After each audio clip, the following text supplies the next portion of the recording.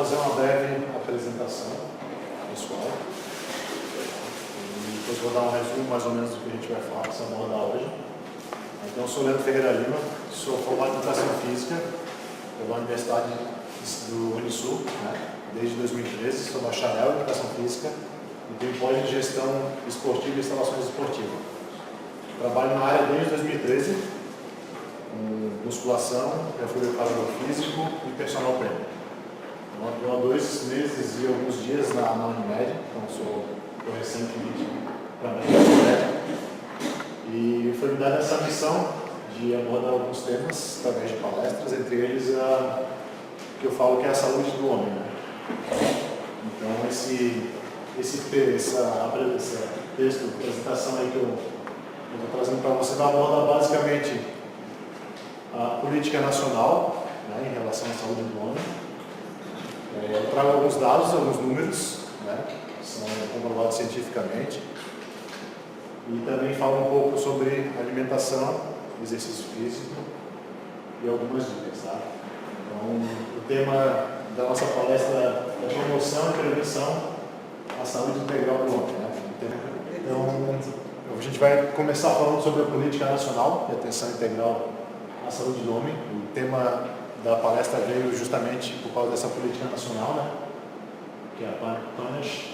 Então, ela foi instituída através de uma portaria, número 1944, do Ministério da Saúde, lá em 27 de agosto de 2009. Então, já tem mais de 10 anos que foi feita essa política nacional, esse programa do governo voltado para a saúde do homem. Então, eles detectaram lá atrás que os homens estavam morrendo muito mais que as mulheres, e anos antes que as mulheres. Isso estava trazendo um reflexo e um prejuízo grande para o país. Então, eles começaram a adotar essa política e colocar em prática. Não é ideal ainda, mas a gente teve bastante avanços ao longo dos anos. Então, qual que é o objetivo geral? Então, eu trouxe o que diz lá na política nacional, tanto o objetivo geral quanto as diretrizes. Então, o objetivo geral dessa política nacional, que é promover a melhoria das condições de saúde da população masculina do Brasil, contribuir de modo efetivo para a redução da morbidade e mortalidade através de enfrentamento racional dos fatores de risco e mediante a facilitação ao acesso às ações e ao serviço do sistema integral à saúde. O que acontece? Lá em 2009, até hoje ainda é um pouco precário, os homens eles não têm tanto acesso ao sistema de saúde, aos postinhos de saúde, ao SUS, etc. Porque é basicamente voltado a atenção às mulheres e às crianças. Culturalmente a gente sabe que o homem sempre foi o provedor, hoje isso mudou bastante, as mulheres também são provedoras da casa, mas culturalmente sempre foi encargo do homem fazer isso, sair para trabalhar, trazer o alimento, o dinheiro para dentro de casa e cuidar da família. Então, como o homem sempre teve jornadas longas de trabalho, e às vezes até 2 jornadas de trabalho, a gente acaba não cuidando da nossa saúde. Então, isso tem uma série de reflexos para a nossa saúde. Então, o governo, pensando nisso, resolveu fazer essas melhorias, para mudar um pouco esse quadro. E tem como diretriz promover ações de saúde que contribuam significativamente para a compreensão da realidade singular masculina nos seus diversos contextos socioculturais, políticos e econômicos, respeitando as diferentes níveis de desenvolvimento e organização do sistema local de saúde e tipos de gestão do Estado e do município. Ou seja, o Brasil é muito grande, a gente sabe que culturalmente falando muda muito de um estado para outro. Então, pensando nisso também, o governo resolveu adequar para cada região, para cada cultura, a forma que vai abordar ou que vai estar levando essa promoção de saúde, visando contribuir significativamente. Primeiro a gente entrar com uma ação em determinado estado, uma determinada cultura, e aquilo não vai ser bem visto ou bem visto dentro daquela região. Então, pensando nisso, o governo abriu esse leque, e trabalhar de diferentes formas em vários estados. Então, basicamente, o que visa essa política? Ela visa qualificar a saúde da população masculina na faixa etária entre 20 e 59 anos, que é a faixa etária ali que tem os maiores problemas em relação à morbidade, que é as doenças e a mortalidade, e oferecer esse diagnóstico precoce e a prevenção de doenças cardiovasculares, cânceres e outras, que são as doenças que mais estão afetando a população masculina especificamente. Então ela trabalha em 5 eixos temáticos. Tá? Ela vai trabalhar através do acesso e do acolhimento, então melhorando esse acesso aos homens e também o acolhimento por parte desses profissionais que estão lá dentro trabalhando, porque até um tempo atrás os homens iam levar a mulher ou o filho com algum problema e basicamente os postinhos de saúde e o SUS só estão de olho na atenção à mulher e à criança e o homem acaba passando despercebido. Então pensando nisso, eles estão trabalhando com esses profissionais para melhorar tanto o acesso quanto o acolhimento. E o acesso se dá também em questão ao design do local, né? Que muitas vezes vai nesses postinhos de saúde, UPAs, etc. E a decoração é tudo voltado para as mulheres ou para as crianças. Né? Tem uma de cores mais rosa, mais roxa, etc., mais infantil, e não tem nada voltado para o homem. Então, basicamente, o homem é excluído desse acesso, né? E desse acolhimento. Aí o outro eixo temático, saúde sexual e reprodutiva, que é importante, né? O homem, com o passar dos anos, vai perdendo um pouco dos hormônios, das ereções, etc. Vem vindo alguns problemas também. Né? Então, pensando nisso também, o governo está fazendo campanhas para promover e para conscientizar a população masculina sobre isso.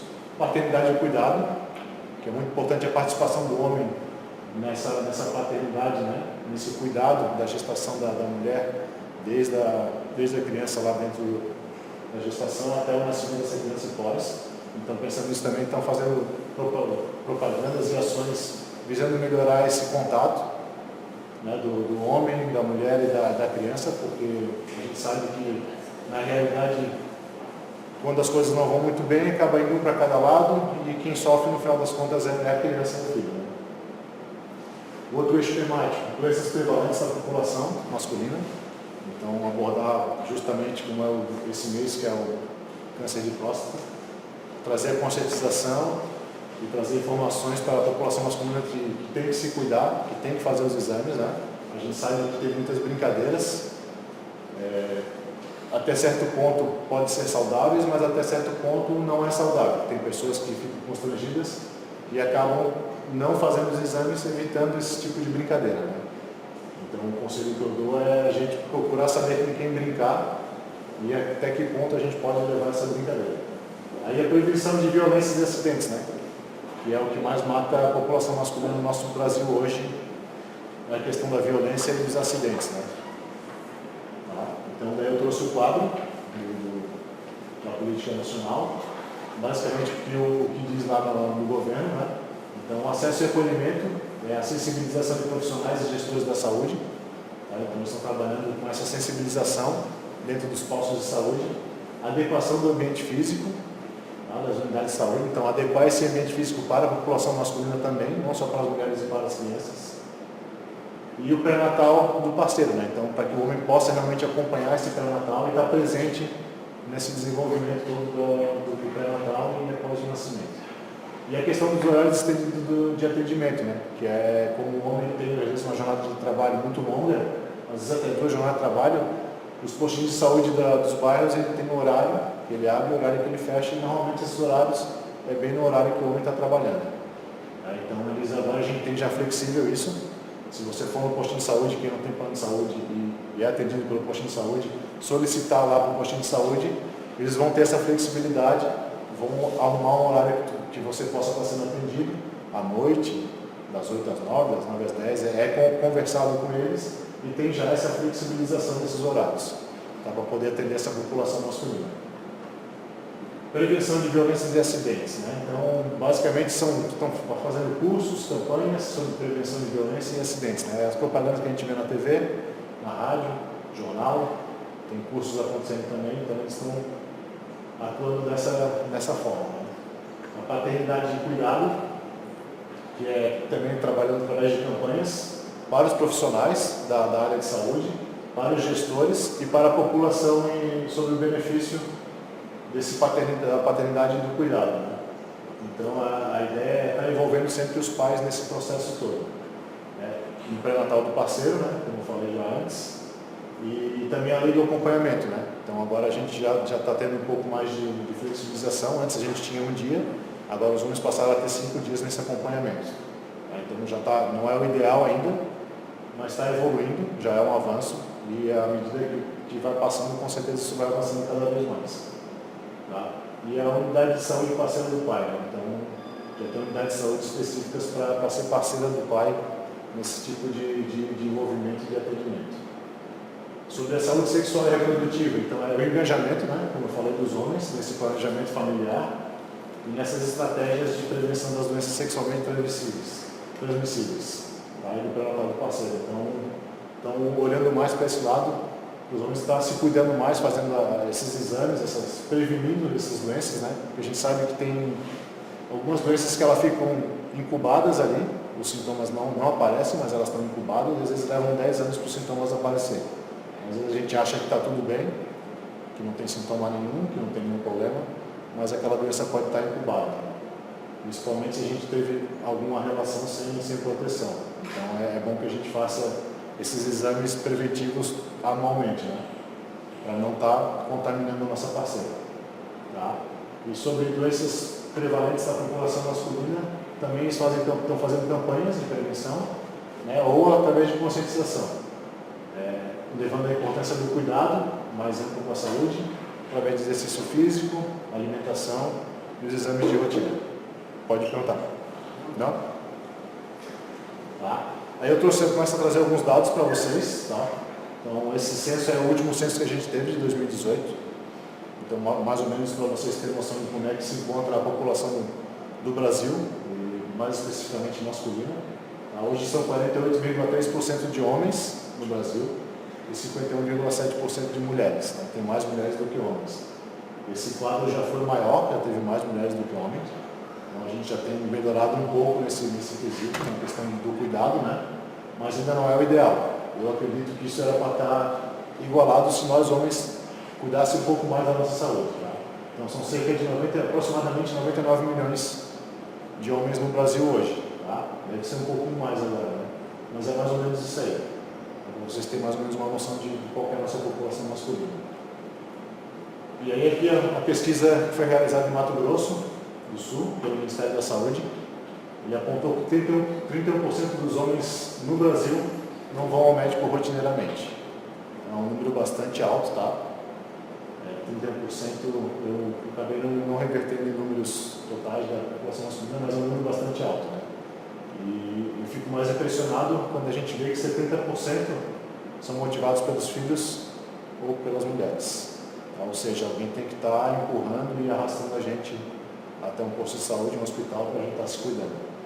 Então, a gente sabe que a família é importante, mas eu acho que a gente tem que estar tomando a frente disso, nós homens, né? E se cuidando mais e não deixando a mulher e os filhos terem que estar tomando conta da gente, né? Porque a gente, na verdade, a gente tem que estar tomando conta dos nossos filhos, né? E não os nossos filhos tomando conta da gente. E nem a mulher, né? Porque a gente já é adulto. Eu acho que a gente tem que se conscientizar um pouco mais e tirar um pouco desse problema da mulher, até porque a mulher já faz bastante coisa hoje em dia, né? Hoje em dia já trabalha, já cuida do filho, cuida da casa, ainda tem que cuidar do marido. Acho que fica bastante sobrecarregada para as mulheres e elas até reclamam e com razão, né? A gente realmente tem que se cuidar um pouco mais, tá? E olha só, sobre a mortalidade. Esses números são eu fiquei bem impressionado quando comecei a buscar, e até busquei mais informações. No primeiro momento eu tinha pego só essa informação do meio, e aí fui atrás para realmente ver se era isso, e acabei me impressionando mais ainda. Né? Então, a cada 5 mortes de pessoas, isso é no Brasil só, tá? Entre 20 e 30 anos, 4 são de homens. Ou seja, 80% das mortes são de homens. Né? E a cada 3 mortes de adultos, 2 são de homens. Né? Então, é mais de 65%, quase 67% de mortes de homens. Né? A gente para se perguntar, mas por que o homem morre tanto? O que está fazendo a gente morrer tanto? É a falta de cuidado, é a violência, né? A gente sabe que a violência mata, e acidente de trânsito, né? São as 3 coisas que mais estão matando. Na verdade, tudo isso aí está envolvido com a falta de cuidado, né? A falta de zelo com a nossa saúde, porque a gente beber e dirigir é uma falta de cuidado com a gente mesmo, né? Então, em consequência disso tudo, a gente está vivendo 7,1 anos a menos do que as mulheres. É isso que diziam antigamente, que a mulher era o sexo frágil. Né? Então, ou seja, a gente está vivendo mais que elas. Né? Mas na verdade não. Né? Acho que o sexo frágil nessa história acaba sendo a gente, né? Porque a gente não está se cuidando, então deixando as coisas acontecerem. Aí eu trouxe um quadro da distribuição dos óbitos no Brasil de 2009 a 2015, está um período bastante grande, né? Vocês podem ver que o quadro ele não muda, né, de ano a ano. O azul é o masculino, o laranja é o feminino. Então, basicamente, os homens morrem mais do que a metade do que as mulheres ano a ano. E provavelmente não deve ter mudado até agora. Tá?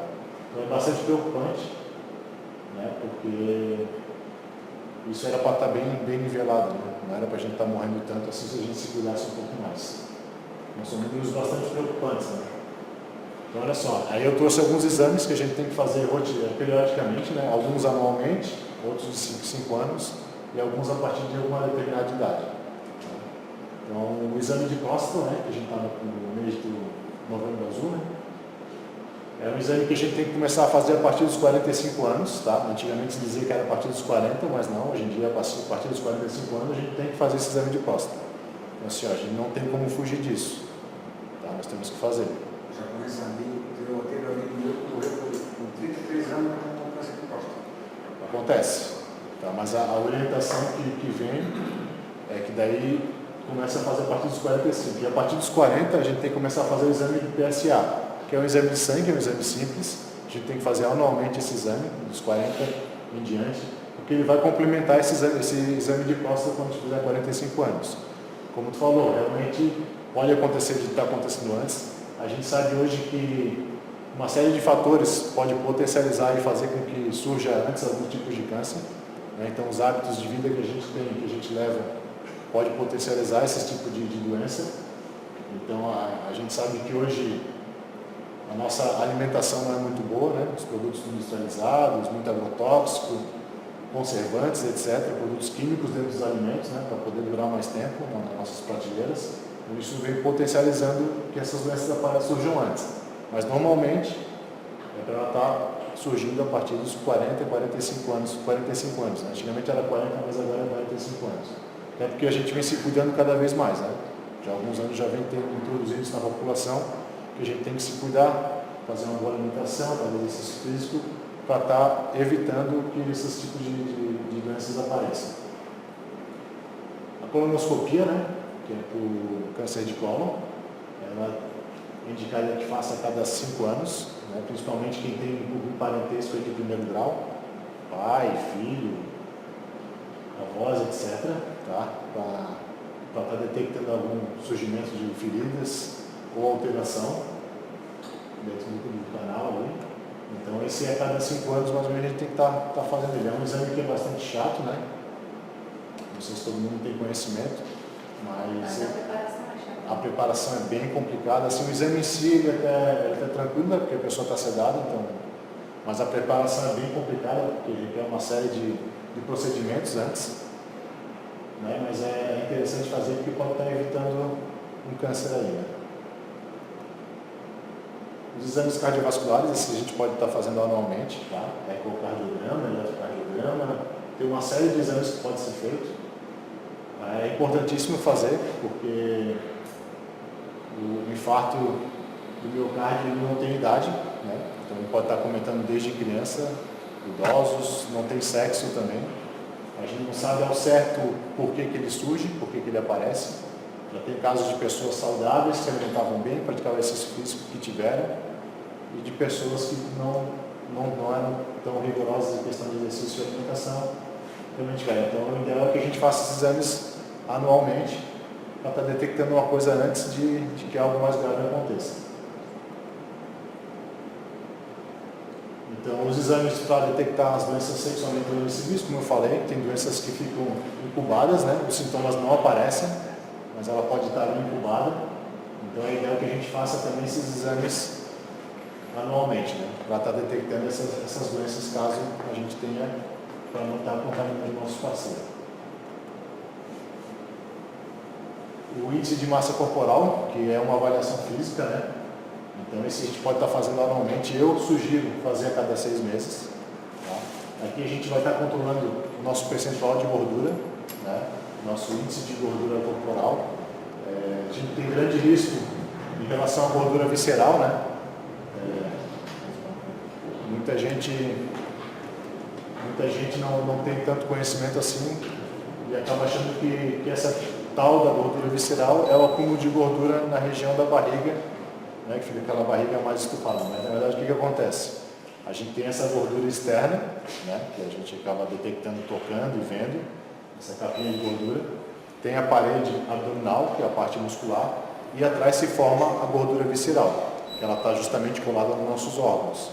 E é aí que mora o perigo, tá? Porque essas gorduras contaminam todos os nossos órgãos e vai trazer uma série de doenças e de problemas. Então, por isso a gente tem que estar fazendo esses exames, essa avaliação de índice de massa corporal, para ver como é que está o percentual de gordura no nosso corpo, tá? Porque os homens têm que estar, em média, em 18% essa gordura corporal e as mulheres em 22%, 24%. Tá? Para estar evitando essa gordura visceral, esse excesso de gordura visceral nos órgãos ali. E os exames para detectar colesterol e diabetes, né? Então, para a gente ver como é que está o nosso colesterol aí no sangue, o bom e o ruim. Então, isso também pode ser feito anualmente, tá? Até para poder evitar, principalmente o colesterol e a diabetes, a gente pode estar revertendo esse quadro, né? Se for detectado um aumento do colesterol ruim ou da diabetes, uma pré-diabetes, né? Dependendo da diabetes, a gente pode estar evitando que isso avance ou até tirando essa diabetes, né? Então, a gente sabe que hoje, através de exercício físico associado com a alimentação, a gente consegue prevenir uma série de doenças, né? Já tem estudos que comprovam que o exercício físico aliado à alimentação previne até 26 tipos de câncer, tá? Então, ele previne e também, quem tem alguns tipos de câncer, no tratamento, ele ajuda essa associação da alimentação com o exercício físico. Então, é importantíssimo que todo mundo busque fazer exercício físico, busque uma melhor alimentação, uma alimentação balanceada e saudável, tá? Para estar evitando uma série de problemas lá na frente. Então, a gente sabe que os homens têm vários comportamentos de risco, né? Entre eles, já são dados concretos, né? A obesidade, então 57,3% dos homens estão acima do peso e 19,3% são obesos, né? Então, a gente tem praticamente mais de 70% da população masculina que estão acima do peso ou são obesos. Então, isso vai trazer uma série de problemas mais à frente. De repente, no momento, a pessoa está ali com sobrepeso, está tudo certo, não tem problema nenhum, mas daqui a alguns anos, esse sobrepeso vira uma obesidade grau 1, uma obesidade grau 2, e aí começa a vir uma série de problemas, de doenças, e é um quadro bastante difícil de se reverter depois com a mudança de alimentação e exercício físico. A gente sabe que não é tão fácil assim a gente mudar nossa alimentação e introduzir o exercício físico uma pessoa que tenha mais de 40, 50 anos, né? Porque é algo que não é tão prazeroso no primeiro momento, o exercício físico. Ele começa a dar prazer depois que tu estás habituado a praticar, e aí tu começa a ter gosto por isso. Então, no começo é bem complicado, tá? Então, sempre comento que busquem se cuidar o quanto antes para evitar chegar num estágio muito elevado, onde vai ser muito mais difícil e muito mais complicado voltar a ter uma saúde melhor. O sedentarismo, então, um número bastante gritante, né? Meio que caminha junto com a obesidade, né? 80% dos homens são sedentários, então, assim, é um número muito alto, tá? Se tratando de Brasil, assim, a gente sabe que a gente está numa cidade que é a mais ativa do país. Se eu não me engano, 48% da população que mora em Florianópolis faz exercício físico, mas 52%, que é um número ainda alto, não fazem, né? Então, estão dentro do sedentarismo, provavelmente estão com sobrepeso e obesidade, tá? Então, é coisa para a gente ficar realmente preocupado e pensar o que a gente pode fazer a partir de agora para estar revertendo isso. O tabagismo, né? Então, que ainda é um problema na população brasileira. 19% dos homens fumam, isso é especificamente os homens, né? Então, não tem as mulheres incluídas aí. Isso já foi muito mais alto, esses dados, né? Tem diminuído a cada ano, através de campanhas que o governo vem fazendo, a política nacional vem fazendo, inclusive de colocar aquelas imagens atrás de cigarro, taxar impostos em cima das empresas de cigarro, etc., que encarecer um pouco o preço do produto, e a conscientização também dos malefícios que o cigarro traz, tá? Mas ainda é um número bastante alto, né, porque ele afeta não só a pessoa que fuma, mas quem está ao redor dele. Né? Então já tem uma série de questões aí que não pode fumar em local fechado, etc. Mas mesmo assim ainda está longe do ideal. Né? A gente sabe que a pessoa que está do lado ela é mais afetada do que quem fuma. Tá? Ela é prejudicada muito mais do que realmente quem está fumando. Então a gente melhorou bastante nesse quesito, mas ainda tem muito a melhorar. Né? Então é a questão dos hábitos. Né? E o consumo excessivo do álcool. Né? Então 27,1% consome álcool de maneira abusiva. Tá? Então assim, a gente sabe que a ideia assim, não é fazer as pessoas restringirem ou deixarem de beber, de comer as coisas que gostam, mas na vida a gente tem que ter um equilíbrio para tudo, né? Nada em excesso e nada de menos também, então a gente tem que buscar um equilíbrio. Então, o álcool ele é bastante preocupante porque do álcool gera uma série de fatores aí, inclusive doenças, né? O consumo excessivo do álcool, câncer e outros tipos de doença, a violência também, que vem após o consumo excessivo de álcool, acidentes de trânsito, né, dirigir e beber. Então é algo que a gente tem que controlar bastante isso. Hoje em dia tem Uber, né, o que acaba facilitando também esse consumo excessivo do álcool, né, porque daí a pessoa sabe que ela pode meter o pé na jaca, como diz o outro, porque ela pode chamar o Uber e voltar para casa. Mas a gente tem que pensar e estar consciente que esse consumo excessivo de álcool não faz bem para a gente, né. Traz uma série de problemas, esse consumo de álcool excessivo no nosso corpo e pode ser não, é bastante prejudicial. Né? Então acho que a gente tem que buscar sempre o equilíbrio. Então olha só, as principais causas da mortalidade masculina na faixa etária de idade que a Política Nacional trabalha, né, de 20 a 59 anos, são causas externas. Né? Então, tu vê, como agressões e acidentes de veículo. Então isso corresponde a 90 mil óbitos por ano, são dados de 2018, né, 41% das mortes vêm com agressões e acidentes de veículos. Então, assim, é algo que a gente pode estar prevenindo, esses acidentes de veículo, né, dirigir e beber, e as agressões, né? A gente colocar um pouco mais a mão na consciência e tentar ser mais consciente, principalmente no trânsito, né?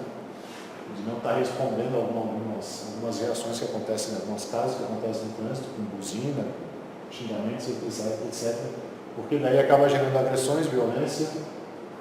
Muitas dessas agressões também é envolvida com trânsito, né? A maioria das coisas estão envolvidas com trânsito, mas também muitas delas é envolvida com a bebida, essas violências. Né? Então eu trouxe um quadrinho, né? Para a gente parar e pensar realmente quem que é o racional nessa história, né?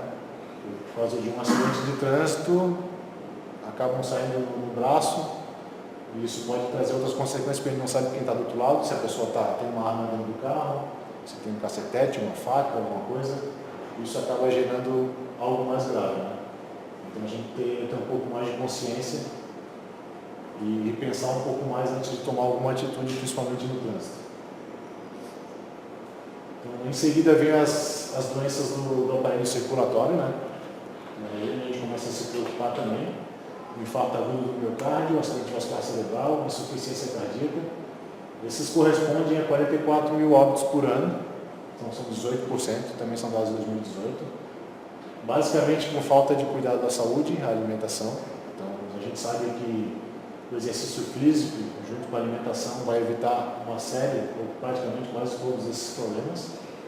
Aí, devido a essa falta de cuidado, a gente está vindo a óbito por causa desses problemas. Tá? Isso é basicamente em relação aos homens. Né? Então, esses dados estão especificamente aos homens, aqueles 99 milhões de brasileiros que tem no Brasil hoje. Aí depois vem a neoplasias, né, que são os câncer, brônquios, pulmões e estômago, que corresponde a mais de 30 mil óbitos por ano, né, cerca de quase 12%. Tá? A gente pode pensar que é um número pequeno, mas é um número extremamente alto, né, porque também está envolvido, relacionado à alimentação e à falta de exercício físico, né, a má alimentação. A gente pode estar evitando uma série desses problemas. Muita gente vai me questionar e dizer, mas não é genético isso? Porque há um tempo atrás diziam que que é genética. Meu avô teve câncer, meu pai vai ter, meu pai teve e eu vou ter. Na verdade, já existe a tal da epigenética, não sei se já ouviram falar. A epigenética comprova que a gente pode estar mudando tanto o nosso futuro quanto os nossos filhos, né? Através da mudança de hábitos de vida, do nosso estilo de vida, do nosso comportamento, a gente pode estar evitando esses tipos de câncer, de neoplasias, tá? E também passando isso para a próxima geração, né? Evitando que eles venham a ter esses tipos de doença.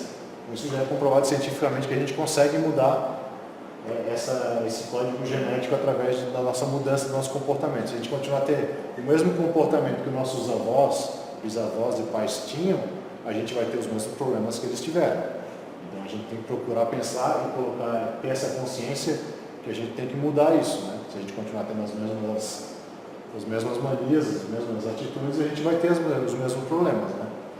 Então a gente pode estar mudando isso, tá? Então é um alerta que eu dou para vocês. Então mudar o nosso comportamento é necessário. E as doenças do aparelho respiratório, tá? Tem envolvimento com cigarro, com a poluição, etc. Né? Então são quase 13 mil óbitos por ano, né? 5% da população masculina. Então é bastante preocupante, porque 13 mil óbitos por ano, né? É bastante, é bem alto. E são coisas que os homens estão fumando, às vezes a poluição em determinados locais não tem muito o que fazer, mas a gente sabe que dá para estar mudando esse quadro, né? Então é questão de cuidado realmente da gente pensar no nosso futuro. Enquanto a gente ainda tem uma certa idade, é jovem, as doenças não aparecem, está tudo certo, mas depois dos 50, 60, 70 anos, as coisas vêm de uma forma que vem que nem uma bola de neve, né? Quando chega não tem mais como segurar. Então, os estudos também revelam que mais da metade desses pacientes adiaram ainda ao médico, né? Então, o que é mais agravante ainda, né? Então, eles deixaram de ir ao médico e quando foram, basicamente já não tinha mais o que fazer. Tá? Já chegaram com a doença em estágio avançado, então praticamente não tem reversão, aí a chance de cura cai muito, né? Então fica meio que inviável reverter a situação. Então, por isso que a gente sempre bate nessa tecla, o cuidado, a prevenção, a ida ao médico rotineiramente, para ver se está tudo certo, para evitar de chegar num estágio muito avançado. Tá? Então, é basicamente a gente tirar a carapuça, né? A nossa roupa de super-homem, né? Porque a gente não é super-homem. Quem já viu o filme do super-homem sabe que o Clark Kent lá, ele não era super-homem o tempo todo, ele tinha a rotina dele, ele trabalhava, etc. Então, a gente não é super-homem o tempo todo, a gente tem que tirar essa capa de que o homem é imbatível, que nada vai acontecer com a gente tem esse pensamento, né? Não, com a gente não vai acontecer, eu sou saudável, eu me cuido, e na verdade não é bem assim, todo mundo está sujeito a ter esse tipo de problema se realmente não tiver uma alimentação balanceada, se não praticar exercício físico diário, né? A gente tende a fazer com que esses problemas apareçam. Porque de uma hora ou outra, mesmo quem se cuida, vai acabar surgindo esses problemas, tá? Só que a gente consegue retardar ao máximo se cuidando cada vez mais. Então, o Novembro Azul foi o mês que é utilizado, né, por algumas entidades, ou por quase todas as entidades internacionais, para ressaltar o Dia Internacional do Homem, né? Basicamente para alertar a gente todo ano que a gente tem que se cuidar, que tem doenças que a gente não tem como fugir, né? O câncer de próstata, então é uma doença que é meio que inevitável, então ao longo com o passar dos anos ela vai ter, a tendência é que surja, né? Então, quanto mais idade, a tendência é que ela apareça.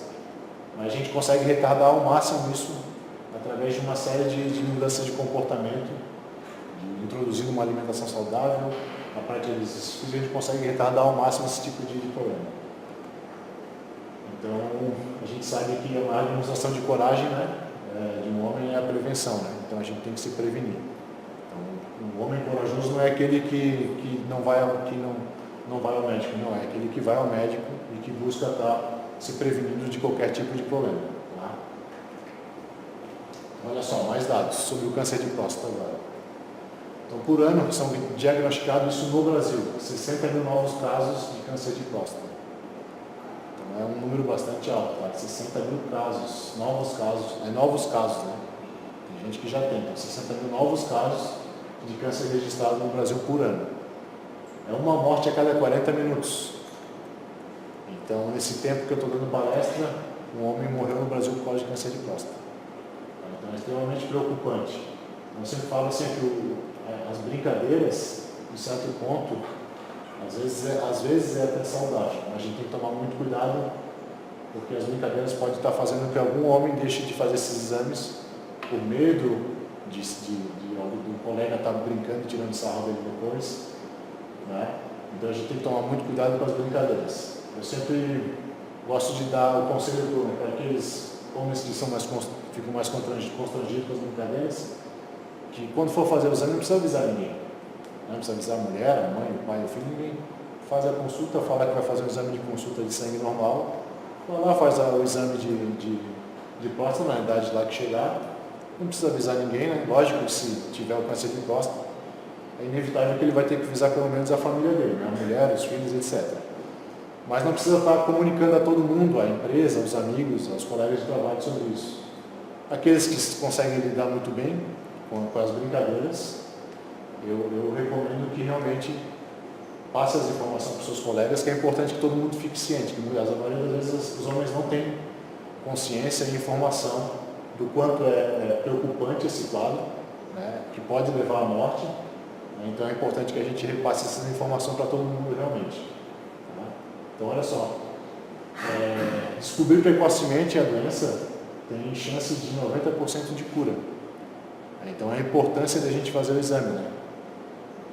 Porque a nossa vida vai estar aí.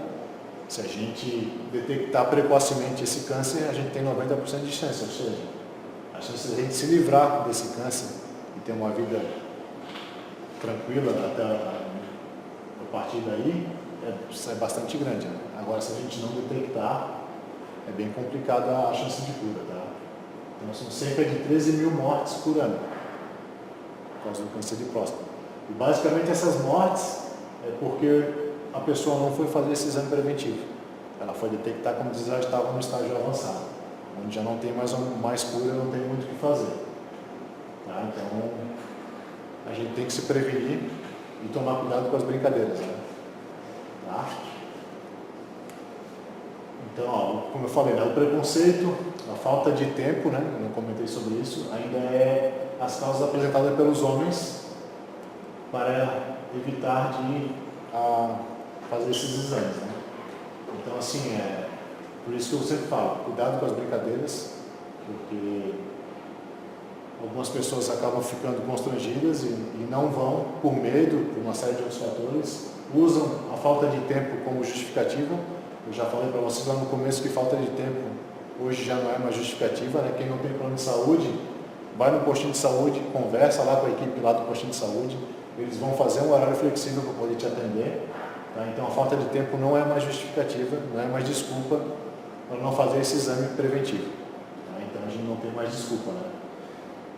Então, de novo, né? Cuidar da saúde também é coisa de homem, né? Então a gente tem mais do que nunca cuidar da saúde. Tá?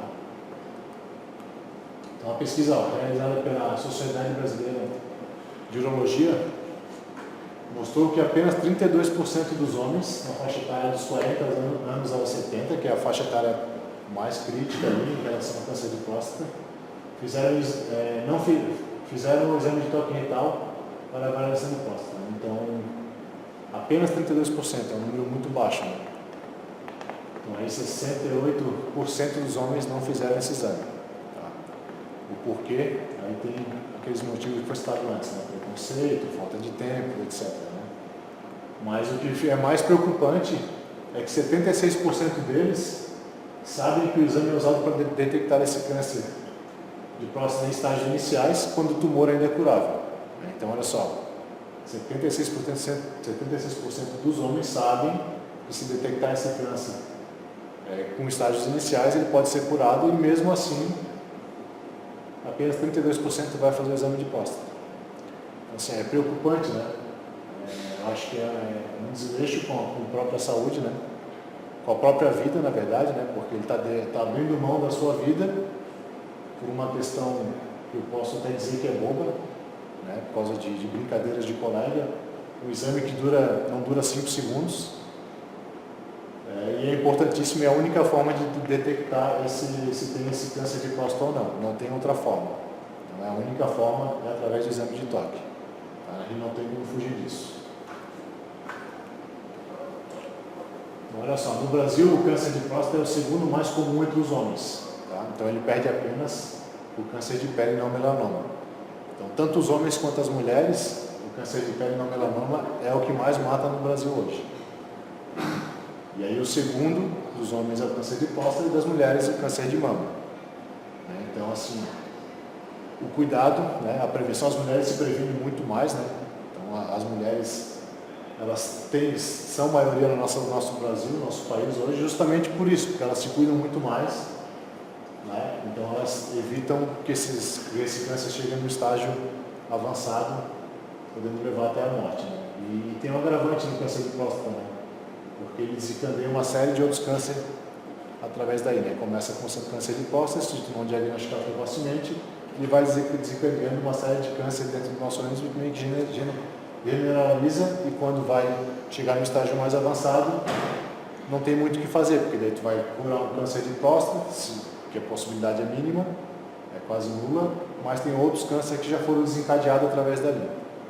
Então é bem preocupante os exames não buscarem esse exame. Então, em valores absolutos, aqui já trouxe dados relacionados ao mundo, É o sexto tipo mais comum no mundo. Então é extremamente preocupante, É o sexto tipo de câncer mais comum no mundo. É o mais prevalente entre os homens, E ele representa cerca de 10% do total dos cânceres existentes no mundo. Então, é um número bastante alto, se tratando de mundo, que a população é muito grande. Então é extremamente preocupante esse câncer. Então a gente tem que estar dando bastante atenção e tomando cuidado com as brincadeiras. E olha só, 1 em cada 6 homens vai desenvolver o câncer de próstata. Então aqui já tem 6 homens, Tem 6. Estou contando comigo, 6. Então, um de nós 6 aqui provavelmente vai desenvolver um câncer de próstata. Então eu gosto de falar assim mesmo para impactar mesmo, Pra quando chegar lá no momento certo, que faça os exames, para evitar de lá na frente estar tendo coisas mais graves. Então a gente é conhecido, a gente tem uma fama não muito boa, A gente é conhecido por dar menos atenção à saúde, Então a gente faz menos consulta médica, menos exames preventivos, É uma fama que não é muito legal, Acho que a gente podia estar na hora de a gente reverter esse quadro, A gente pode ter uma fama diferente, Porque o homem que se cuida, ele não perde o melhor da vida, Então a gente tem que mais do que nunca se cuidar. Hoje em dia a mídia vem batendo bem forte em cima da alimentação saudável, da prática de exercício físico, e o caminho realmente está aí, Não só fazer os exames de rotina, os exames preventivos, mas o cuidar do nosso corpo, da nossa alimentação e da nossa mente, Que eu acho que são os 3 pilares que eu vou falar mais à frente. Então a gente tem mais do que nunca sair desse sedentarismo, sair da cadeira, sair do sofá, buscar fazer uma atividade física, um exercício físico e melhorar a nossa alimentação. Aí eu trouxe algumas atitudes positivas, e algumas atitudes negativas que a gente tem que evitar. As atitudes positivas que, se alguns de vocês têm, vocês contem isso como positivo, mantenham, e quando for uma negativa, se acontece, tentem descartar da tua vida. Então a procura pelo médico é uma atitude positiva, Então realmente ele está procurando se prevenir de uma série de doenças e de problemas. Alimentação balanceada é uma atitude positiva. Então ali evitar o excesso de sal, de gordura, de açúcar e de massa. Por que eu evitar o excesso? Porque a gente sabe que hoje em dia as pessoas, quando procuram uma nutricionista ou procuram por si só através do nosso Dr. Google, que tem muita informação relevante ali, mas tem muita bobagem também, acabam buscando dietas malucas, que acabam restringindo alguns tipos de nutrientes e de alimentos que o nosso corpo necessita para o funcionamento dele, Entre eles o sal, a gordura, o açúcar, são alimentos que o nosso corpo necessita. Lógico que tem as quantidades necessárias, O excesso faz mal e a falta dele também faz mal, Então, tanto o excesso quanto a falta vai te levar ao médico. Então a gente tem que tomar cuidado com isso, com as proporções e as quantidades desse sal, da gordura e do açúcar que a gente está ingerindo, tá? Para evitar uma série de problemas. O medo de adoecer é uma atitude positiva, que quem tem medo de ficar doente, consequentemente vai procurar um médico. Tá? Então se você tem medo de adoecer, é isso aí mesmo, não está certo, então vai procurar consequentemente o médico em virtude desse medo. A mudança de hábito de vida, que eu acho que é o mais complicado nos dias de hoje, né? Mas é o mais importante, que é o que vai acabar prevenindo uma série de doenças na tua vida, né? Então, o parar de beber ou diminuir a ingestão da bebida alcoólica, ou parar de fumar, ou diminuir a quantidade de fumo que faz ao longo do dia, isso já é uma mudança de hábito, pode ser pequena, pode ser grande, mas que vai refletir uma série de consequências boas no futuro bem próximo para quem está fazendo essas mudanças de hábitos, tá? Então, basicamente, o segredo está aí na mudança de hábito e do comportamento. O cuidado com o corpo, né? É através da higiene pessoal, que é muito importante, né? Tá com a barba feita, as unhas bem feitas, limpas, etc. Então, a gente tem que ter essa higiene pessoal realmente. E o regime, quando eu falo regime, eu costumo sempre destacar que o regime não é fazer dieta maluca, né? É ter uma alimentação balanceada, ter as proporções de gordura, de sal, de açúcar, de proteína, de carboidrato, dos micro e macronutrientes que o nosso organismo precisa na proporção adequada. Por isso que a gente tem que sempre buscar um nutricionista para estar fazendo esse planejamento alimentar, esse plano alimentar ao longo dos dias, dos meses e do ano, tá? Para não estar tendo falta de nenhum desses nutrientes ou alimentos que a gente necessita. A atividade física, que eu gosto de sempre destacar, que além da atividade física a gente tem que incluir o exercício físico na nossa vida, tá? Porque atividade física, o que é atividade física? Segundo a Organização Mundial da Saúde, a atividade física, que eles exigem é que a gente faça no mínimo meia hora por dia, né? 30 minutos de atividade física por dia, pelo menos 3 vezes na semana. Então a atividade física, a diferença da atividade física para exercício físico é que assim, a atividade física é todo e qualquer movimento que a gente faça além do nosso estado de repouso, ou seja, a gente não está dormindo, a gente acordou, a gente está fazendo atividade física. O caminhar até o banheiro, escovar o dente, lavar a louça, lavar o carro, varrer a casa, essas atividades diárias que a gente tem, que a gente está colocando nosso corpo em movimento, é considerado uma atividade física. Tá? Então a Organização Mundial da Saúde preconiza que a gente seja mais ativo ao longo do nosso dia. Evitar ficar muito tempo sentado, evitar o sofá e a televisão, né? Porque a televisão é algo que é muito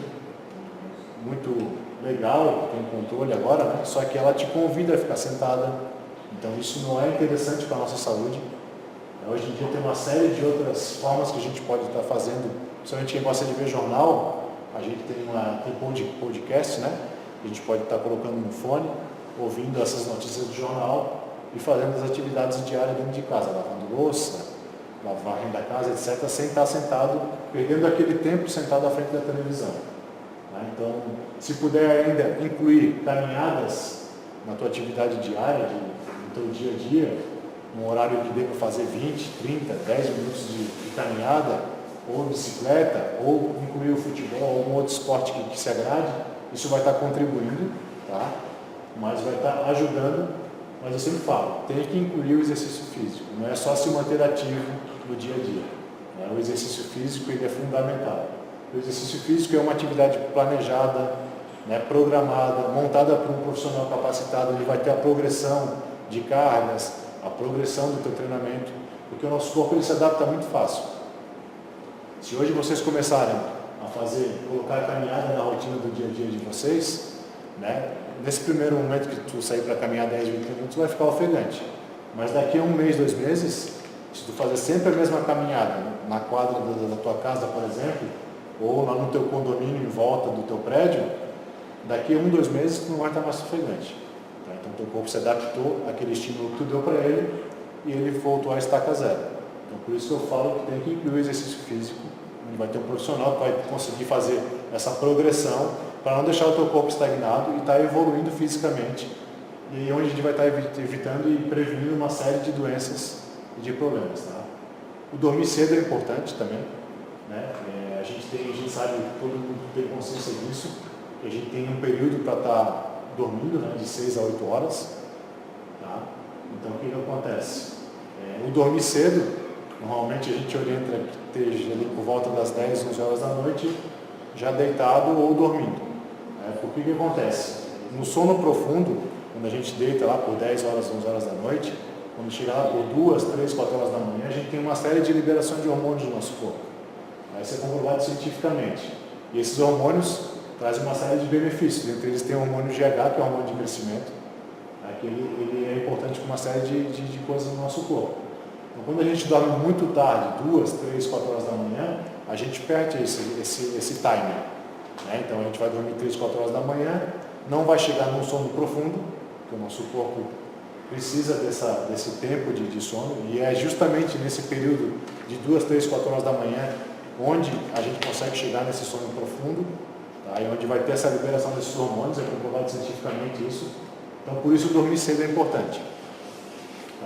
E a ingestão de líquidos, beber água, em média aí, a gente recomenda, orienta a estar ingerindo 2 litros de água por dia.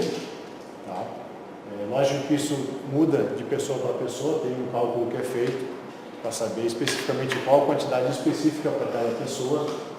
O meu está em torno de 3 litros, a gente pega lá o peso e multiplica por 35, se eu não me engano. E aí a gente vai conseguir saber alcançar a quantidade de água que a gente tem que estar ingerindo por dia. Eu sempre ando com a minha garrafinha que está ali, então eu tomo em média isso aí, de 2,5 litros a 3 litros de água por dia. Aí é importante para manter o nosso corpo bem lubrificado. E as atitudes negativas, aquelas que a gente tem que tirar da nossa vida. Procurar um médico apenas quando estiver doente, então isso a gente tem que tirar da nossa vida, isso é errado, porque quando a gente já estiver doente, provavelmente não vai ter como reverter essa doença. A alimentação sem restrição, então, ou seja, comer o que bem entende, a hora que quiser, isso é algo que a gente já sabe que traz uma série de benefícios, de prejuízos. É muito prejudicial isso, até porque desregula o nosso organismo, o excesso de gordura, de sal, de açúcar, isso desregula, o cafezinho ao longo do dia inteiro, botar muito açúcar, etc.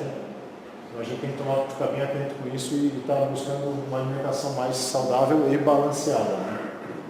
Então realmente ter uma restrição, mas a restrição que eu digo não é deixar de consumir aqueles nutrientes, nem aquelas proteínas e carboidratos que a gente precisa, mas é uma alimentação balanceada ao longo do dia.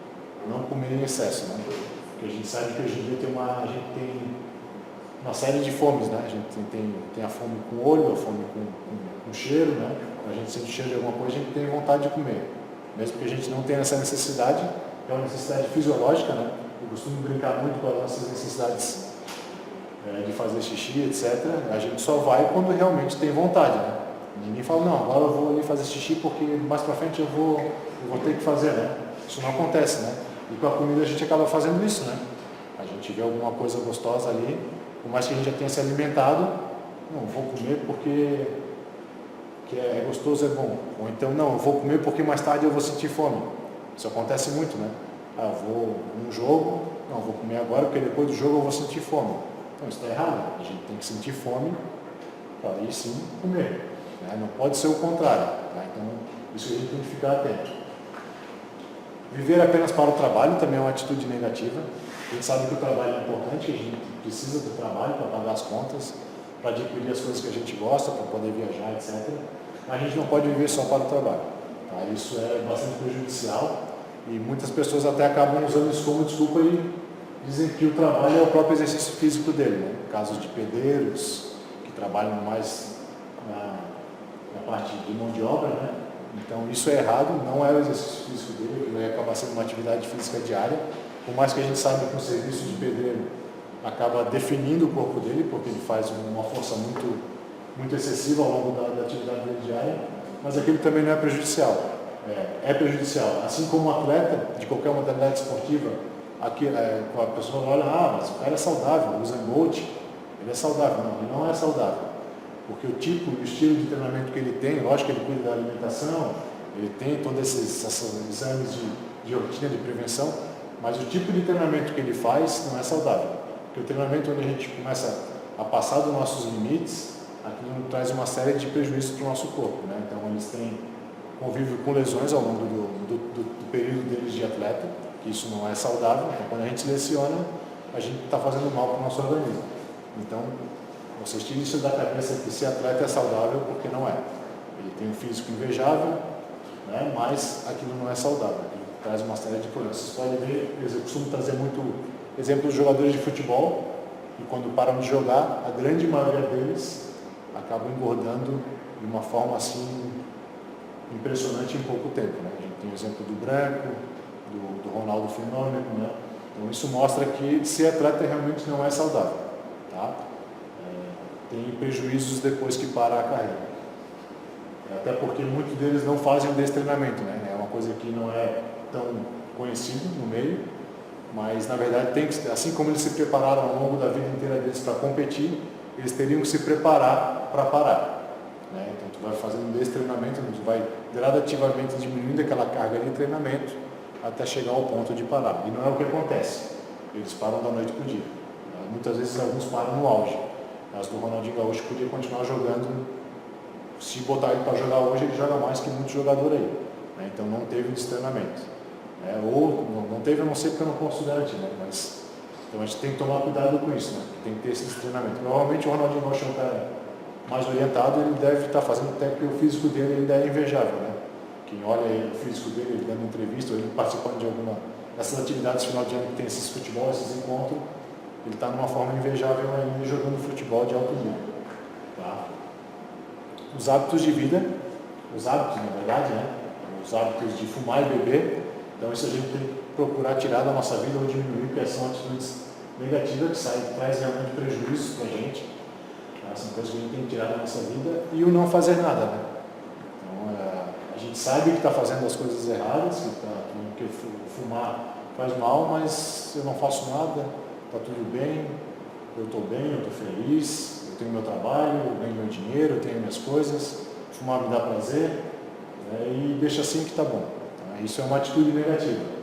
Às vezes muitas vezes é uma crença que a gente tem, uma crença limitante de que nada vai acontecer com a gente, né? E a gente sabe que não é bem assim. Todo mundo está sujeito a acontecer alguma coisa, então a gente tem que tirar essas coisas da nossa vida. Aí eu trouxe os pilares da qualidade de vida, né?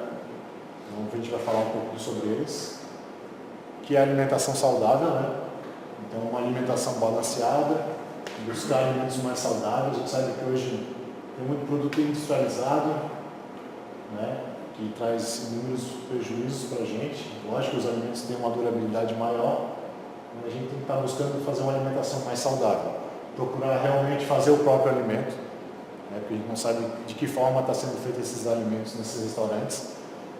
Já tem conhecimento que a maioria dos restaurantes, a higiene interna lá na cozinha não é das melhores, né? Por mais que a comida às vezes vem no nosso prato boa, gostosa, né?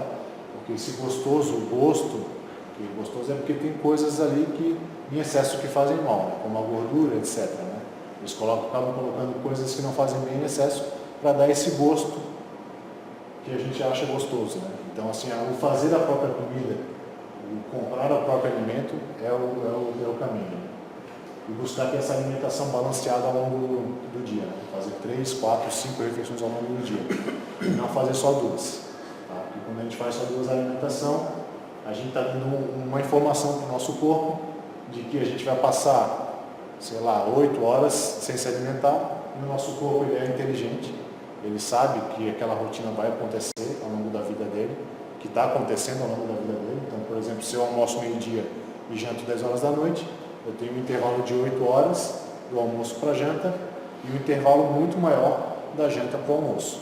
O que acontece? Meu organismo sabe que ele vai ficar 8, 10, 12 horas sem receber esses nutrientes que ele precisa, ele vai absorver tudo que ele pode, inclusive as coisas ruins que tem dentro do alimento. Por isso que a gente faz as nossas necessidades, porque o nosso organismo é inteligente, ele separa o que é bom para servir como fonte de energia e elimina o que é ruim. Quando a gente dá essa informação para o nosso corpo, que a gente vai ficar muito tempo sem se alimentar, ele vai absorver tudo que ele puder, inclusive as coisas ruins. É aí que mora o perigo. Por isso que a alimentação tem que fazer de 3 a 5 vezes a alimentação por dia. O ideal é assim, tá? Para ele saber que daqui a 3 horas, eles falam, se alimenta em 3 horas, né? E daqui a 3 horas ele vai estar recebendo mais nutrientes, então ele vai absorver só o que é bom e eliminar o que é ruim. Tá? Para fazer essa qualidade na alimentação que a gente está colocando no nosso organismo. O exercício físico, né? Então, que é bastante importante, né?